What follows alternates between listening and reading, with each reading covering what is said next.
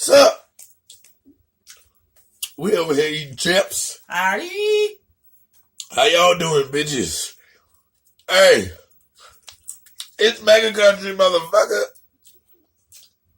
All the time. Every day. Hold on. Let's see if we Bluetoothed. So while I'm bullshit, but y'all can tell you what we got coming. A bitch is a little late this morning. A little late. Because, ran out of weed. And I just didn't have the faction of facet to get the fuck up and talk to y'all about ignorant shit. But hey, I get paid on Friday, so I'm good. So y'all gonna have to deal with me for the next 3 days, struggling to get through these damn videos. All right, y'all. But I do it because I love you so goddamn much.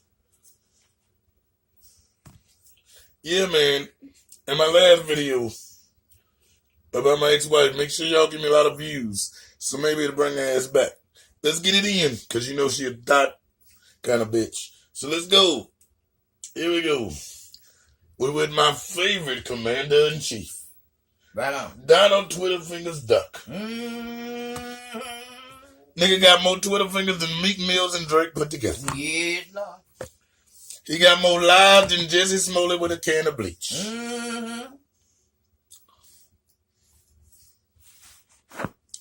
Well, you know them same dude came and got me. Them same dude came and got me. They got you? Abu and Tubu? Threw some bleach on my clothes. That's why I'm looking fresher than a bitch. Nigga, throw some bleach on you. Why your clothes still dirty, nigga? All right, let's get it on now. Let me clean certain spots. Let's move on. Remember when I said long time ago? Well, no, not long time ago. In YouTube terms, last week, I was like, shit.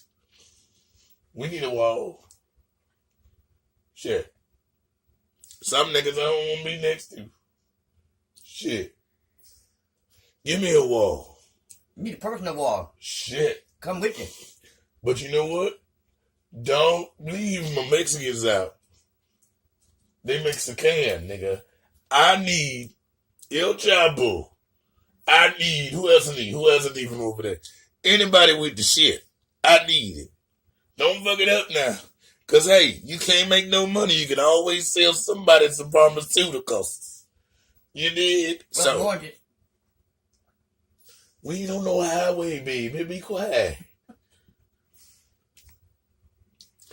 See, that's why she going on a road trip. She just ain't together. Let's go, y'all. Shout out to Pit TV. I got the biggest episodes coming in my life. In a minute. Let's get it. This model predicted 2 wins for President Obama in 2008 and in 2012 with shockingly accurate numbers, off by just tenths of a percentage point. Now look at... Wait, let me tell y'all. Donald Trump won in 2020. Just let me tell y'all that. 2016. This model was one of the... Oh, and if you don't believe me, suck my dick and lick my dirty ball juice. Funny? What the hell, mommy? It's funnier than that. Why you gotta act big when I give you a joke? Let's move on. See what you gonna rare outliers that showed then candidate Trump winning the election at 54%. He won. He came out at 49% roughly, and he has him at 56% for 2020. But says the president's controversial personality may push that number lower again, as they believe it did last time, weighing a little bit on that economic strength. Now, the New York Times cites well-known economist Mark Zandi is another one who has a similar model. All 12 of his models show Trump winning, and Donald Luskin, who looks at Electoral College and also sees the same outcome. Now, remember, back in 2016, this skepticism from President Obama about Mr. Trump saying that he could bring back the economy. Well, how exactly are you going to do that? What are you going to do? What magic wand do you have? And usually the answer is he doesn't have an answer. And now frontrunner Joe Biden is using this strategy. I know President Trump likes to take credit for the economy and the economic growth and the low unemployment numbers.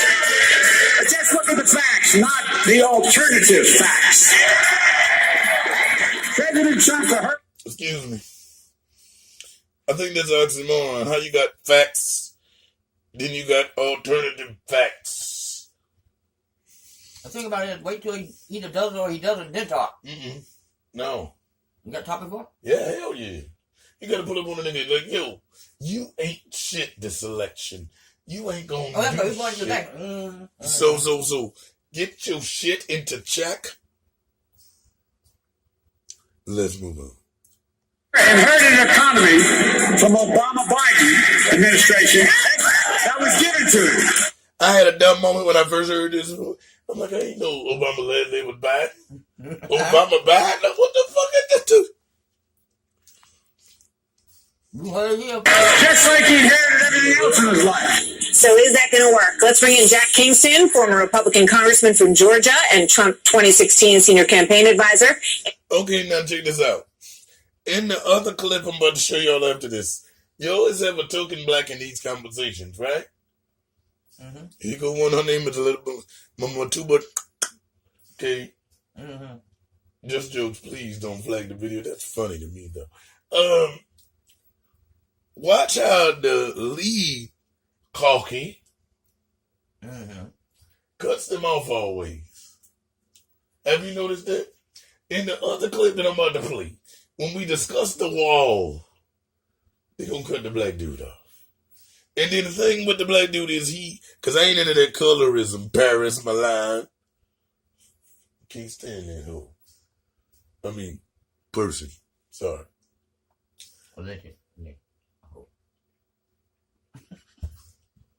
I dig it, but no, I just shouldn't have said it. Man up.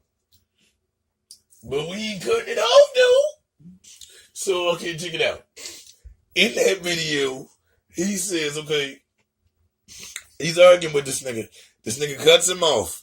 Then when he says a good point, through the argument, he stops and says, I ain't even think about it that way. You can't think about it, understand it, or comprehend it if you don't shut the fuck up and let him talk. Thank you. But see what I mean? Watch this, y'all. Andy Puzder, former CEO of CKE Restaurants and author of The Capitalist Comeback, and Jammu Green, former candidate for chair of the of the DNC, the Democratic National. Okay, number one, she can't get a title right. And why is it that the token black always gotta have some kind of name you can't pronounce? Like you just waiting for the next nigga to be named Matumbo. Like, seriously. Well, you can say that. Huh? At least you can say that.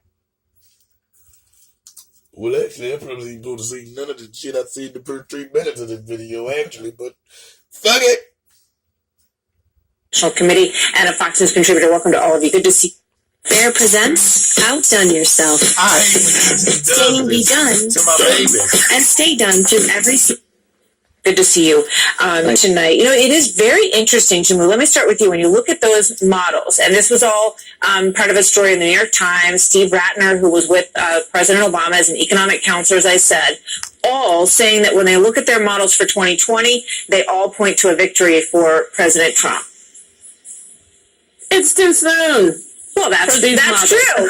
But when you look at these indicators, they are also prior to when it was too soon. But, you know, based on the numbers and where we stand now, it looks like an uphill battle, frankly, for most Democrats, just given history in terms of these GDP numbers and incumbency and the numbers that these economists look at. I think you're absolutely right. If this is going to be an uphill battle, that's why these candidates on the Democratic side are operating in the marketplace of ideas. But here's also the reality that despite these very strong economic markers, Americans are still struggling financially. And so whichever Democratic candidate... Hey, I was talking with Aura, and, you know, I have some worldly vices, right? I have some mental illnesses. Yes, you do. Some addictions. Got to. Should I do a section where I just talk about it? I mean, because they can't do nothing. I'm not going to be like, hey, I was out here flipping bricks and I went to Rick Ross' house. No, you can do all that. But I'm just let them know what the real is and maybe it can help somebody else in the future. But I'm going to be real with it. I'm going to be real commando with it. Real butt-booty naked with it. So if y'all want to hear that more on my story time, because I got some story times for your ass. But the news keeps slowing the bitch down. So let's get it. Is able to connect with voters on the fact that most of them are living paycheck to paycheck, on the fact that most of them don't want their children going into massive debt just to go to college. That may be. Okay, That but message let me just put up another number. This is not economic markers. We'll see. The Quinnipiac poll, 71% of the people they talked to said the economy is good or excellent. It's the highest that the Quinnipiac poll of this marker has ever been in the 18 years of polling. So Andy Puster, I mean, what Jamoo's saying may be true for some people, and certainly you want to lift all boats, but almost 75% of the country, seems to think things are excellent or good, or 71%, I should say. Or even if you just look at GDP growth, if you look at the last 8 full quarters of the Obama administration and compare it to the first 8 full quarters of the Trump administration, there's a 50% improvement in GDP. If you look just post the 5 quarters post the tax cuts, it's up about 75%. Wages are up. They've been up 3% for 9 straight months. Haven't been up 3% since 2009, and they're up. Once again, hold on to that. Please don't lose it. All right, y'all see this, right? She look a little bit like Oprah, not joking. Okay, 1. Why she got on an offy color? 2. 3. Well, see, they got the red, they got the blue. They got the all black. She should have worn black pantsuit. Because just like old Kyle Barker, it's how you present yourself when you're a part of a company or an establishment or organization like the White House or the Gov. Now, 2, she never cuts them off. Because you don't want the token black to say too much. Because then it wouldn't be token, it would be primary black. And they don't want that to happen. First of all, when they gave them a chance to speak, nobody else spoke. Right. Then she starts speaking, then all of a sudden you got something you got to say so hard that you got to interrupt her. Right on. When you could have waited till she was finished and said what you had to say. And I'm going to interrupt you. Sorry. No, I'm done. But we on 12 minutes and we got another section. I'm done. I'm done with the news too. I wouldn't even fuck with them. But y'all see the colorism, as y'all want to call it, the racism, the injustice, the N-word, neglect. Like she got so much space, she got to interrupt me. 4% for retail workers, restaurant workers, hotel workers, and there are more job openings now than people unemployed. True. Still. I know what you mean, but true. It is true regardless of what you see. I can cut you off because it is my show, right? You don't need to cut me off. I wasn't talking that much longer. I understand though, but you get what I mean though. That's what they gonna say is their reason. You feel me? Fuck your show. Exactly, but anyway, because your shit wouldn't be nothing. It would be nothing Right on. without the fans. Thank you. Welcome back to Fox and Friends. Well, in the El Paso border sector alone, family unit apprehensions at the border have climbed 1,816% from March last year to April this year. Earlier this month, Border Patrol said it apprehends nearly 930 people there a day. And now there's a wall going up, a wall on private land. Chris Kobach joins us now. Chris, thanks for joining us. So, there's been a lot of frustration over legal challenges and ways in which the government... Let me explain something to you real quick. You niggas, and I don't mean just racially, I say niggas is ignorant people. You niggas is so stupid. You sit up there and think that the richest nigga almost in the world, right? Because he like 4th or 5th, right? And the richest president that ever hold the presidential office, you think he really needs y'all to pass a bill to build a wall? Because you think about it, if everybody is somebody on your side, then the other half ain't on your side. But then the half that's not on your side is not going to vote to change anything, right? So therefore, you get the niggas on your side to donate their own shit, and then you get a private wall like we about to see right here. On private land. So that way, y'all can't stop him from doing what the fuck he want to do. You heard me? Told y'all niggas. Administrative state has blocked this president from building the wall. You are building it, and you've got an exclusive for us on Fox and Friends. Tell us about it. Yeah, Pete, this is the first time in American history that a private organization called We Build the Wall, but this is the first time any private organization has built border wall on private land, and it's happening right here in the El Paso area.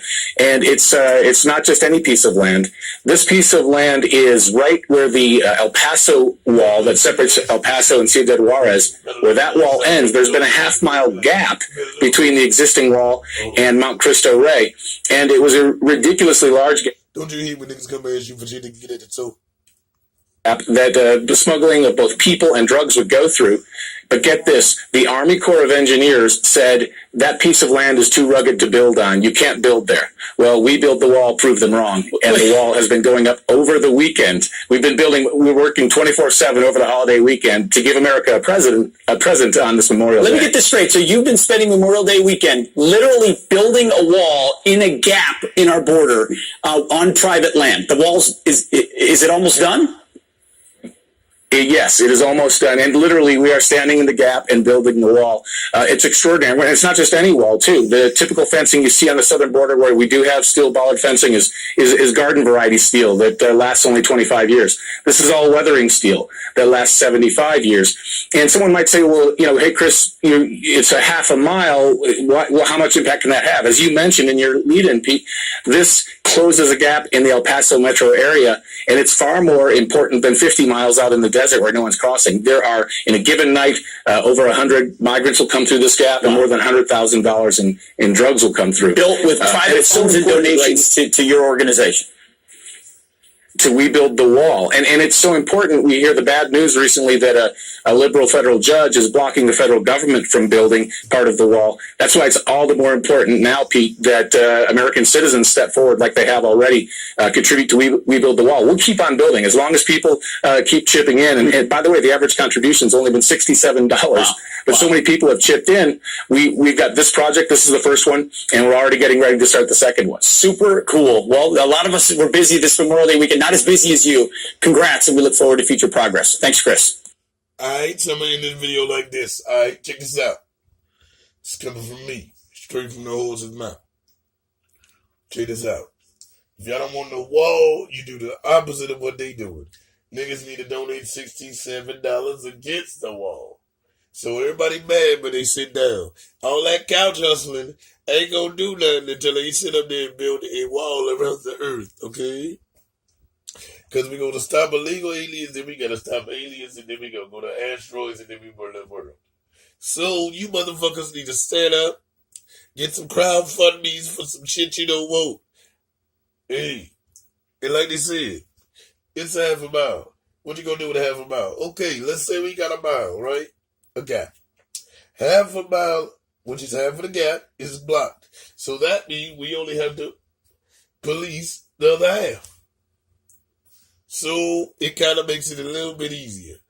But, you know me, I don't vote no way. I don't give a damn.